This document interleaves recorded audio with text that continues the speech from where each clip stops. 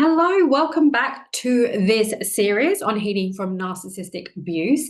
And today I wanted to talk to you all about your shadow behaviors that have kind of come about from surviving being abused in the way that you have. And also, I wanted to talk to you about hypervigilance. So, this is a huge part of what you've been through, right? Because you never knew when the narcissist was going to attack you. They might have been really, really nice, and then all of a sudden they say a degrading comment. They may have been okay, and then all of a sudden they're not. You feel like you have to walk on eggshells. You never know which version you're going to get, if they're going to be happy with you and being nice and love bombing you, or if they're going to be saying something mean, or if it's about their needs. You never know when that's going to happen. So you're always scanning for danger to know if you are actually indeed safe and okay. Now, if you, like me, had a parent like this means that you've been scanning for danger ever since you were tiny. So you have been constantly looking for the clues that your parent is going to react in that way. So you may have learned to be quiet, you may have learned to not be seen, you may have learned to not be heard, you may have learned to say yes when you mean no, you may have learned to completely change your personality just to not anger the beast of the narcissist. And this is the same as well if you were in an abusive relationship with one too.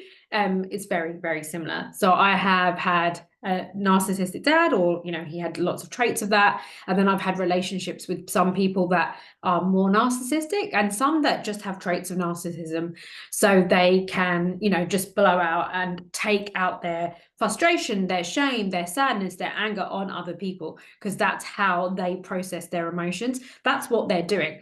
Now, because when we're young, we have a caregiver doing this to us, especially when it's at such a young age, we think it's really normal for people to be like this.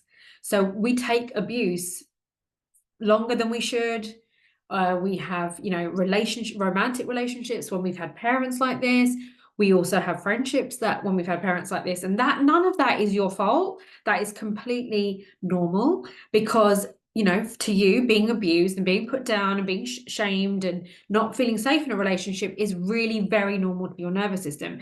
So you wouldn't have known that that's not okay. Somebody that had a healthier upbringing would have known that.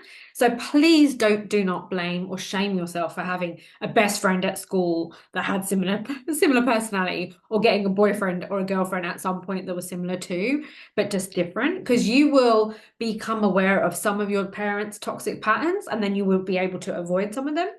But you may not see everything, and that is because you just don't know it's unhealthy yet, because it's so normal. So I also just want you to really practice forgiveness and self-compassion, that you have found yourself in patterns like this, that you have found yourself in work environments like this, that you have found yourself with bosses like this, okay? And you've accepted this kind of treatment because, as I said before, you feel like it's normal. So the irony is, we are hyper vigilant, we are scanning for danger. We are making sure we people please. We're making sure we make ourselves quiet. We make sure that we're not too much, because otherwise they might get annoyed with us.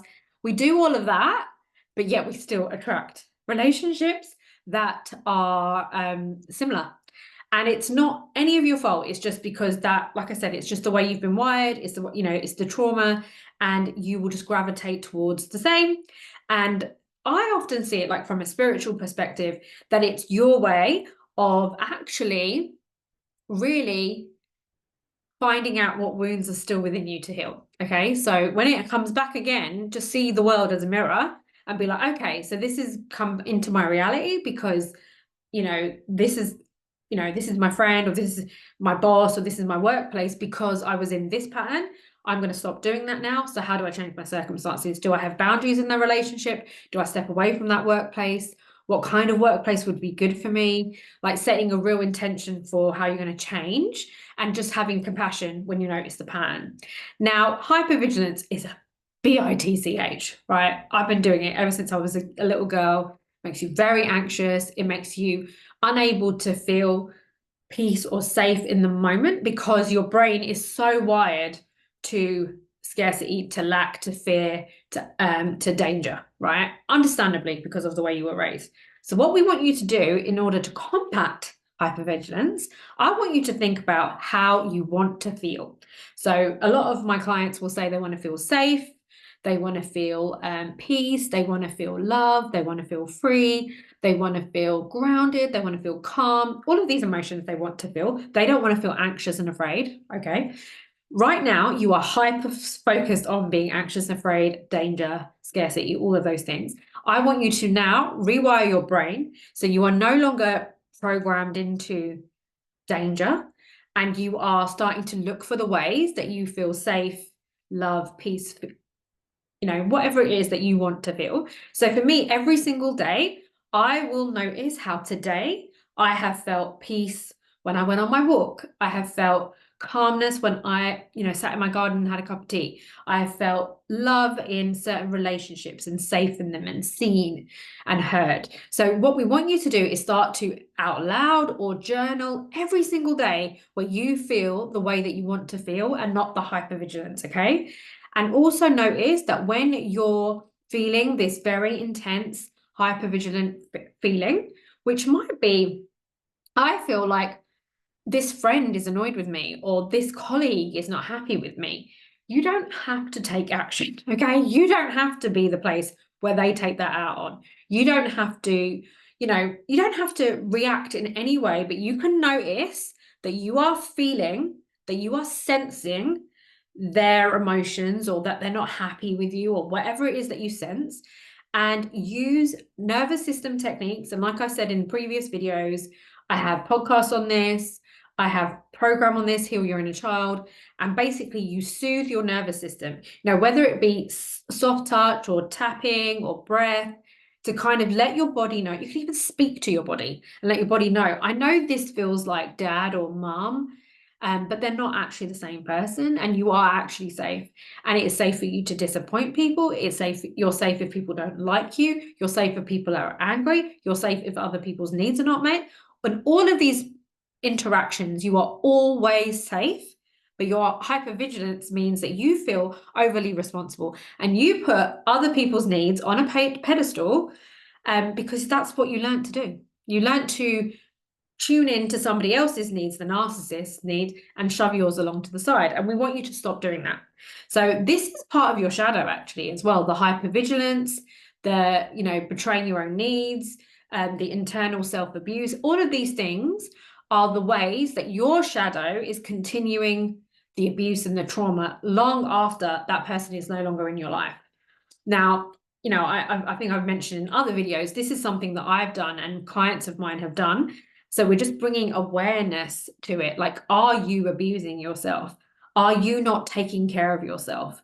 Are you leaving your needs last? Are you forcing yourself to be in a toxic work environment because you believe that is all you are worthy of? The minute I realized that environment was toxic work-wise, I left. I didn't know what I was going to do. It was after 9 years. I didn't know where I was going to end up, but I did get a job. So we tell ourselves all these stories that, I can't get another job and I have to stay here. I've got no other choice.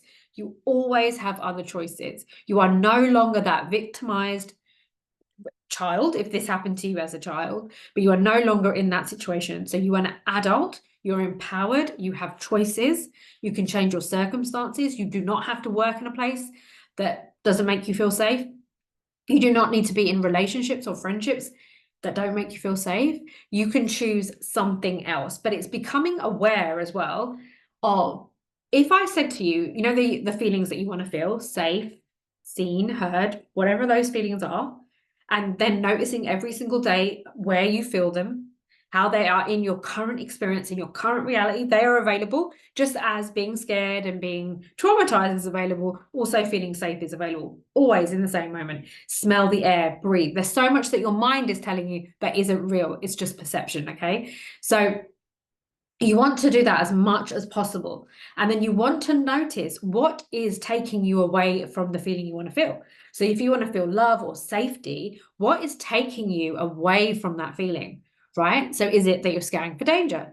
Is it that you are worrying about what other people think? Is it that you are numbing yourself with sugar and then it's actually making you feel horrendous? Like, notice what those patterns are, because that is your shadow. And that is the behaviors that your shadow has learned, your ego has learned in order to survive.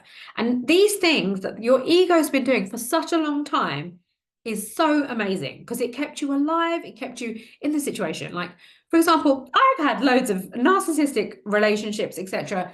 And alcohol was a way that I could be around these people and be disassociated from them. And honestly, it was a blessing and a curse because it kept me in those relationships for longer because I couldn't actually feel what they felt like because I was disassociated, right? So that's what my shadow did to not feel. And now when I'm about my life and I'm feeling, I don't know, a bit stressed about doing a piece of work or a new project or, doing a big life change, my brain and my shadow will be like, oh, is this the point where we have a drink?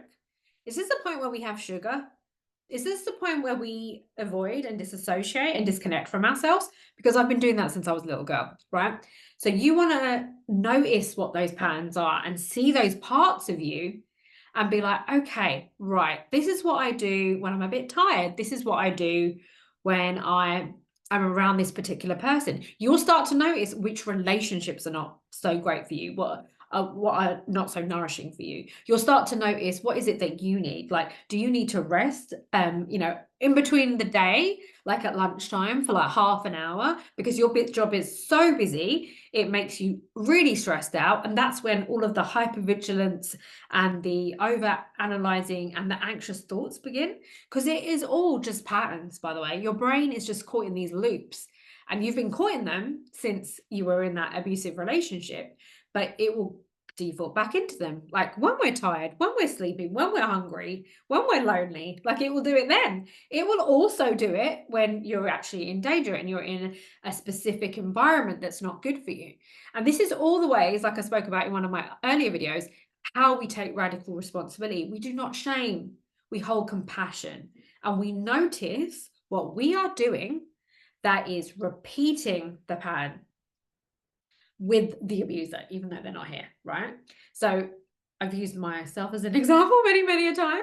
So my dad, he's walking on eggshells. I didn't know what his temper was going to be like. I was always afraid of like upsetting him or him being angry with me because he would lash out. And then what would happen years after he had gone, and even when I had therapy and been working on myself, I noticed that I started to have that pattern with other people. So other people would feel upset about something that I've done, like as in they've created a meaning out of something I've done. So let's just say I cancelled a plan, or I said no to something, or I wasn't available for something, I don't know. And then they get angry and lash out and say that you're this really awful person, you're not a good friend, you're not a good family member, whatever it might be. I have the choice at this point to default back into my old behaviors, which is lie down flat and like I'm just dead and disassociated, say sorry, take responsibility for their emotions, shower them with love, give them loads of attention so that I can repair the relationship. Whereas now I'm actually okay if somebody is upset with me for whatever reason, because that is their perspective. They're allowed to be upset if they're upset, but I don't have to take on their emotions as my own. I can repair that relationship if I want to, or I can even look at that relationship and go, this actually happens quite a lot. I actually get lashed out at quite a lot in this relationship. This isn't about me. This is about the other person and the things that they've been through. But they're kind of using me as a way to release it because I've been that person for them. So I need to take responsibility and change the dynamic of this relationship, whether that be walking away, having boundaries, having some kind of conversation.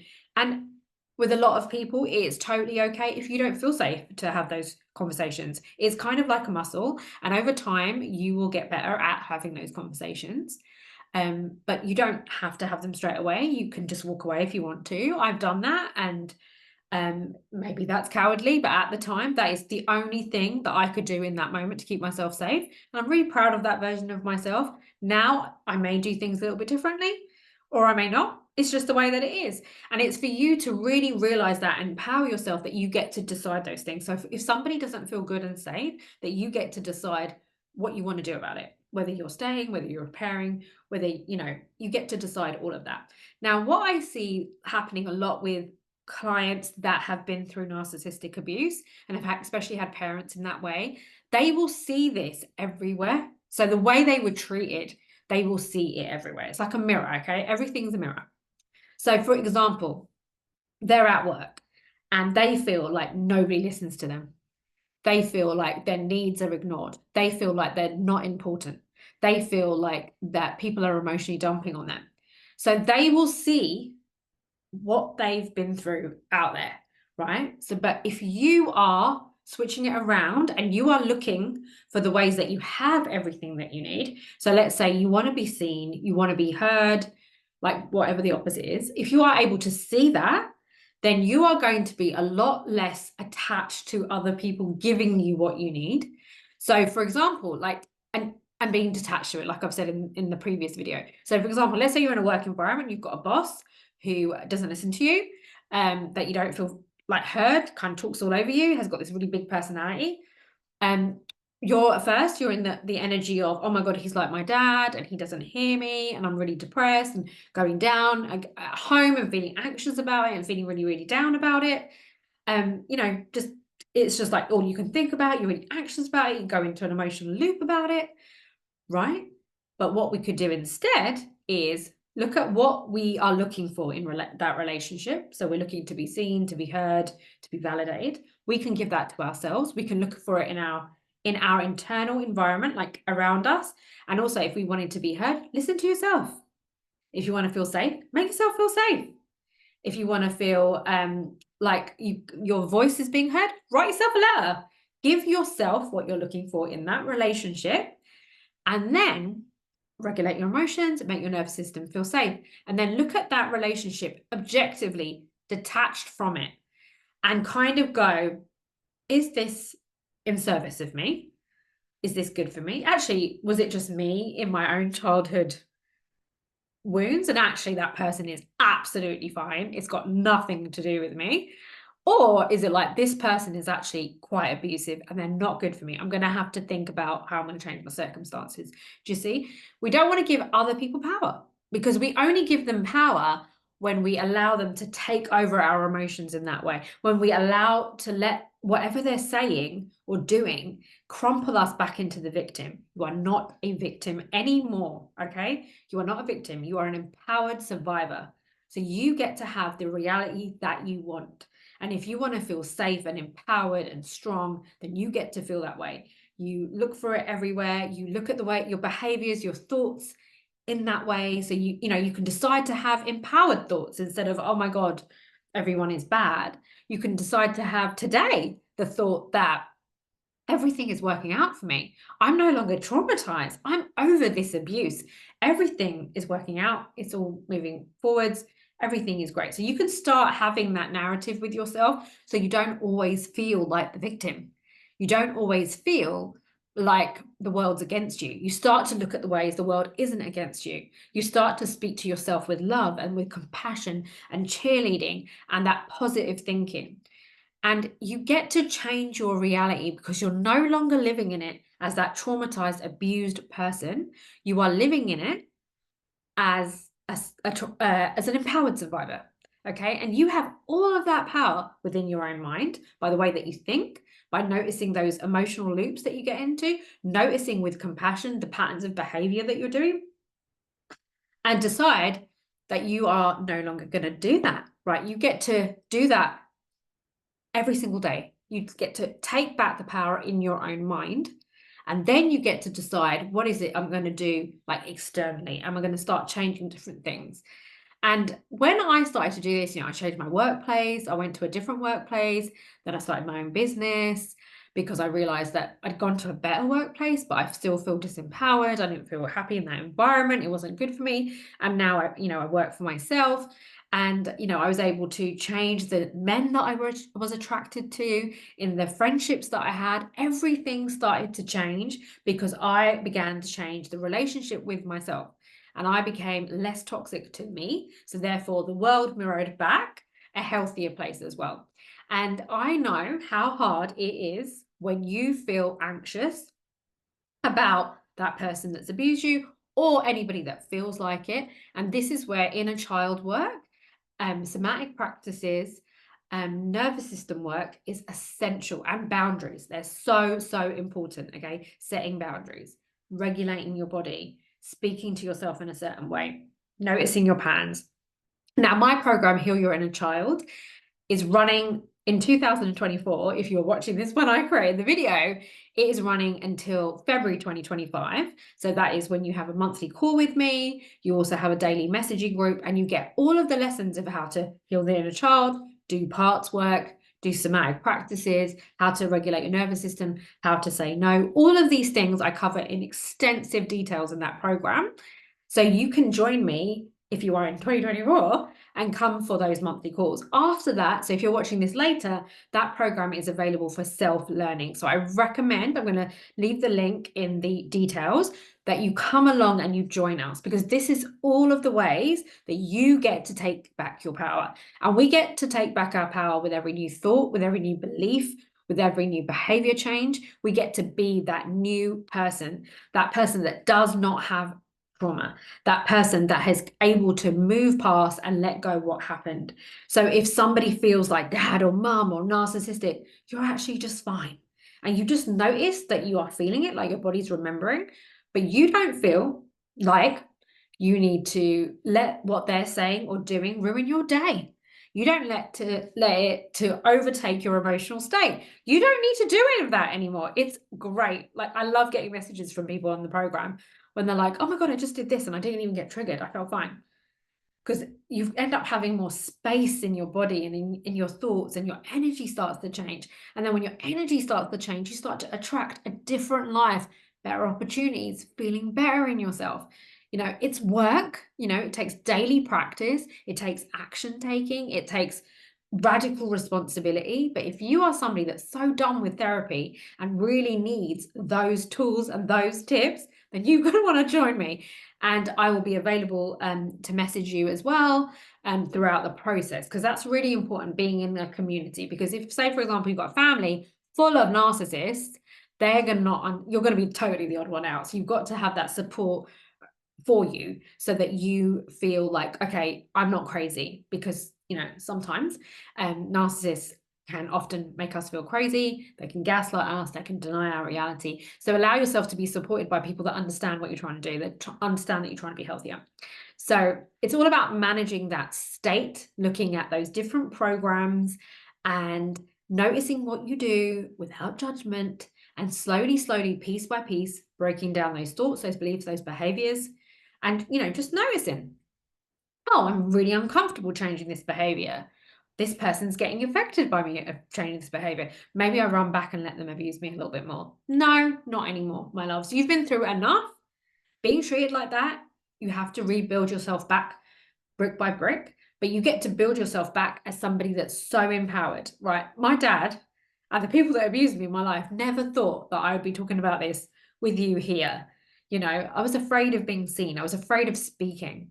I was afraid of, like, everything, to be honest, people, relationships, everything. I saw danger everywhere, and I do not feel like that anymore. And I so want that for you. I want you to find your heart's happiness. I want you to find your peace, and you are so worthy of that. So I hope this video helped. Don't forget to like, subscribe, hit the bell so you get some more videos. This was the last one out of my 4-part series about healing narcissism. But if you have any questions, just drop them in the comments, or you can email me at Manpreet at heartshappiness.co.uk, or Instagram hearts__happiness. And just let me know what content you would like, because I'm going to be creating regular videos on different things. So whether it be healing, whether it be more spiritual things like manifestation, so we are able to create that new life for ourselves, because it's not always just about healing. Healing down is clearing down the existing infrastructure, and manifesting and creation is rebuilding something that's more in alignment with us and can take care of us. And that way we get to have happiness, not just feeling like we've let go of some of that. We get to create something really exciting. So that's the kind of 2 bits that I help you with. So enjoy this series, and I will be back very, very, very soon for another video.